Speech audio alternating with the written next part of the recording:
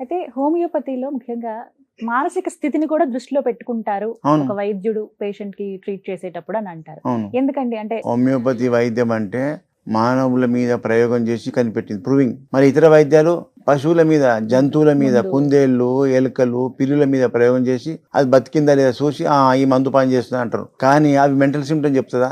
వ్యాధి వచ్చినప్పుడు physical symptoms ఉంటాయి, మెంటల్ సిమ్టమ్స్ ఉంటాయి. అవి ఫిజికల్గా నాకు ఆకలి అయితే లేదు, నాకు నిద్ర వస్తలేదు, నాకు తింపుతుంది, వట్టిగో ఉంది అని చెప్తాయా? చెప్పలేదు. జంతువులు చెప్పలేవు. కాబట్టి వాటి మీద చేసినటువంటి ప్రూవింగ్ అది కరెక్ట్ కాదు. అందుకే మా హోమియోపతి వైద్యంలో వైద్యుడు అంటాడు మొత్తం మెంటల్ మానసిక యొక్క లక్షణాలు.